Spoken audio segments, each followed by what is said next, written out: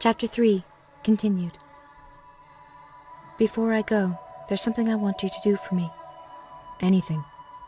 I want you, she said, to come with me to see Richter's. His face set hard and he shook his head. Ansett, he isn't the same man. All the more reason not to go. Ansett, she said sternly, and he listened. Ansett, there are places in you that I can't heal, and there are places in Richter's that I can't heal. His wounds were torn by your song. Your injuries were made by his interference in your life. Don't you think that what I can't heal, you might be able to heal? Ansett did not answer. Ansett, she said, meaning to be obeyed, you know that you still love him. No, Ansett said. Ansett, your love was never slight. You gave without bar and received without caution, and just because it brought pain doesn't mean that it is gone. And so she led him slowly up to Richter's rooms. Richter's was standing at the window, looking out as he usually did, watching the birds settle on the lawns. He did not turn until they had been there for several minutes. At first he saw only Este, and smiled. Then he saw Ansett, and grew sober. They studied each other in silence, both waiting for the terrible emotions to come back. But they did not come. There was wistfulness, and sorrow, and a memory of friendship and pain. But there was no pain itself, and grief and guilt had faded. Ansett was surprised to discover how much hate he did not feel, and so he walked closer to Richter's, even as Richter's walked closer to him. I will not be your friend as I was, Ansett said silently, to the man who was now his height, for Richter's bent a little, and Ansett had grown. But I will be your friend as I can be. And in the silence between them, Richter's eyes seemed to say the same things. Hello, Ansett said. Hello, Richter's answered. They said little else, for there was little enough to say. But when Este left the room, they stood together at the window, looking out, watching the hawks hunting, and shouting instructions at the birds, desperately trying to survive. Chapter 4. Richter's died 3 years afterward, in the spring, and in his will he asked the Empire to accept Ansett as his heir. It seemed the natural thing to do, since Richter's had no children, and their love for each other was legendary. So Ansett was crowned, and reigned for 60 years, until he was 82 years old, always with the help of Kjaran and the mayor. Privately they regarded each other as equals, though it was Ansett's head that wore the crown. They became beloved, all of them, as Mikal and Richter's, who had made many enemies, could never have been loved. The stories gradually came out, and Ansett and Mikal and Richter's and Joseph and Kjaran and the mayor. They became myths that people could cling to, because they were true. The stories were told, not in public meetings, where it might be politic to praise the rulers of the empire, but in private, in homes where people marveled at the things the great ones suffered, while children dreamed of being songbirds, loved by everyone, so that someday they could become emperors on the golden throne at Susquehanna. The legends amused Ansett because they had grown so in the telling, and touched Kjaran because she knew it was a reflection of the people's love. But it changed nothing. In the middle of the government, surrounded by work for 100,000 worlds, they managed to make a family of it. Every night they would come home together, Mayor and Kjaran as husband and wife, with Ephraim the oldest of their children, and Ansett was the uncle who never took a wife, who acted more like the older brother to everyone, who played with the children and talked with the parents, but then, in the end, went alone to his bedroom, where the noise of the family penetrated softly, as if from a great distance. You are mine, but you are not mine, Ansett said. I am yours, but you hardly know it. He was not unhappy, but he wasn't happy either. Chapter 5. This is a hell of a thing to spring on us, Kjaran said crossly. If you expect either of us to take the crown, you're going to be disappointed, the mayor said. I wouldn't give you the crown if you wanted it, Ansett said, smiling. I'm getting old, and you're even older, so to hell with you. He turned and called across the room, where Ephraim was talking to 2 of his brothers, while he held his youngest grandson in his arms. Ephraim, Ansett called, are you ready to be emperor? Ephraim laughed, but then he saw that Ansett was not laughing. He came to the table, where his parents and his uncle sat. You're joking, he asked. Are you ready? I'm leaving. Where? Does it matter? Don't make it such a mystery, Kjaran said, cutting in. He has some crazy idea that the Songhouse is aching to have him come home. Ansett was still smiling, still watching Ephraim's face. You're really abdicating. Ephraim, Ansett said, letting himself sound impatient. You knew damn well you'd be emperor someday. How many of my children do you see crowding around? Now I ask you, are you ready? Yes, Ephraim answered, seriously. When McCall abdicated, it took him only a couple of weeks. I won't dally so long. Tomorrow. Why so quickly? Kjarn asked. I've made up my mind. I want to do it. I'm wasting time here. If you just want to visit, Ansett, visit, the mayor said. Stay on two for a few months, then decide.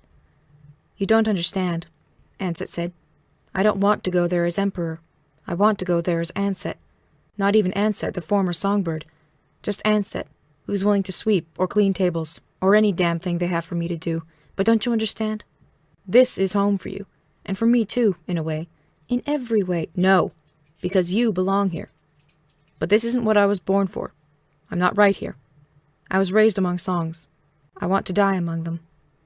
Esté's dead, Ansett. She died years ago. Will you even know anyone there? You'll just be a stranger.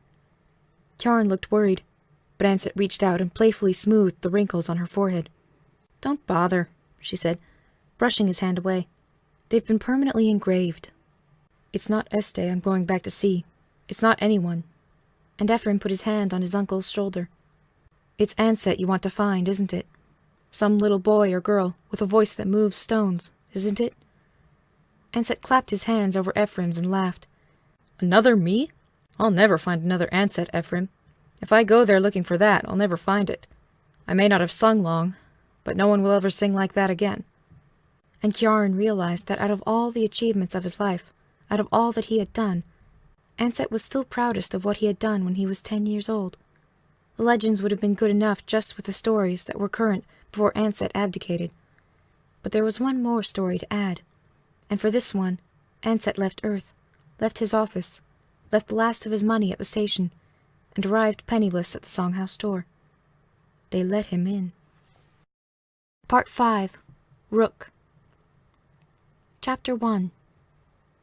Ansett had been emperor for only 30 years when Esté's work came to an end. She felt the end coming in summer, felt the ennui of doing again and again work that she had mastered long before. There were no students who interested her. There were no teachers left who were her close friends, except On. She was more and more distant from all the life of the Songhouse, though from the high room she still directed that life. In the fall, Esté began to long for things she could not have. She longed for her childhood. She longed for a lover in a crystal house. She longed for Ansett, the beautiful boy whom she had held in her arms and loved as she had loved no one else. But the longings could not be fulfilled. The crystal house was filled with other lovers by now, surely. The girl Esté had died, shedding younger skins until now the hard-faced woman in dark robes was her only relic. And Ansett was emperor of mankind, not a child any more, and she could not embrace him now. Oh, she toyed with the idea of journeying to Susquehanna again, but before she had gone in answer to the Empire's need. She could not justify such a journey merely to satisfy her own, especially when she knew that, in the end, her real need would be unsatisfied. All songs must end, said the maxim, before we can know them. Without borders on a thing, it cannot be comprehended as a whole. And so Esté decided to put the final border on her life, so that all her works, all her days, could be viewed and understood and, perhaps, sung. It was winter, and snow fell heavily outside the windows of the high room. Esté had not decided beforehand that this day, above all others, would be the day. Perhaps it was the beauty of the snow. Perhaps it was the knowledge that the cold would take her quickly in a storm like this. But she sent on errands those likely to discover her too soon. Then she opened all the shutters and let the wind pour in, took off her clothing, and lay on stone in the center of the room. As the wind swept over her, covering her with snowflakes that melted more and more slowly, Esté hid behind her control and wondered. She had sung many songs in her life, but which should she sing last? What song should the high room hear as her own funerary? She was indecisive too long, and sang nothing as she lay on the high room floor. In the end her control failed her, as in extremity it must always fail. But as she crawled feebly under her robes and blankets, a part of her noticed with satisfaction that the work was already done. Blankets alone would do nothing. The snow was 2 inches deep in the high room.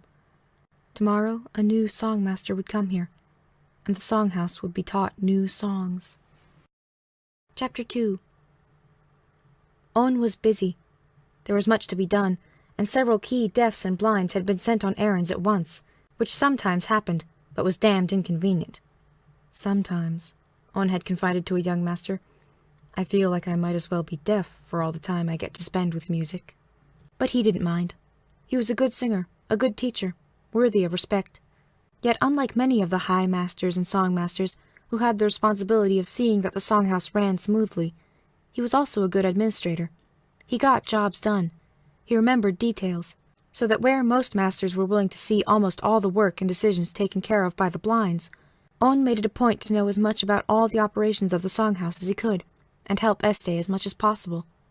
More important, he did it without being obnoxious, and so it was only reasonable for him, and everyone else, to assume that he would be the next songmaster in the high room when Este decided she was finished.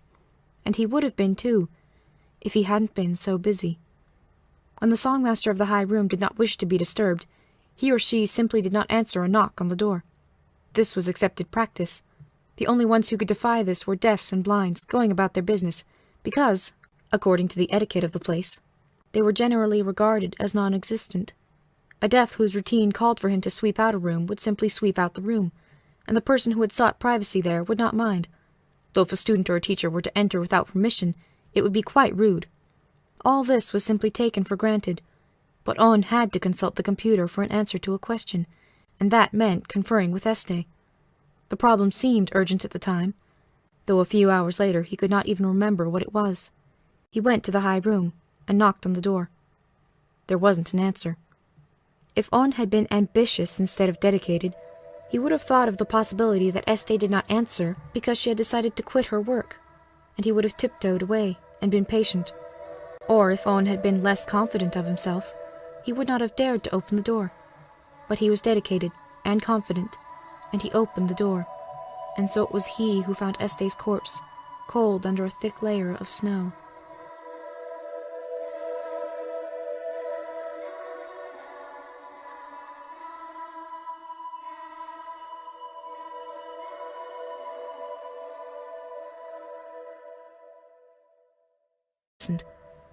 Anne said, there are places in you that I can't heal, and there are places in Richter's that I can't heal. His wounds were torn by your song. Your injuries were made by his interference in your life.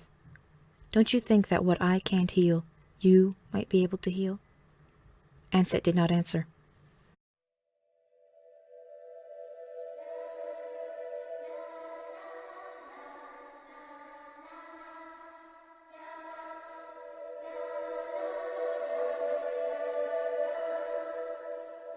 Chapter 3. Continued. So she led him slowly up to Richter's rooms. Richter's was standing at the window, looking out as he usually did, watching the birds settle on the lawns. He did not turn until they had been there for several minutes. At first he saw only Este, and smiled. Then he saw Ansett, and grew sober. Before I go, there's something I want you to do for me. Anything. I want you, she said, to come with me to see Richter's. His face set hard, and he shook his head. Ansett, he isn't the same man. All the more reason not to go. Ansett, she said sternly, and he listened. Ansett, she said, meaning to be obeyed. You know that you still love him. No, Ansett said. Ansett, your love was never slight. You gave without bar and received without caution, and just because it brought pain doesn't mean that it is gone.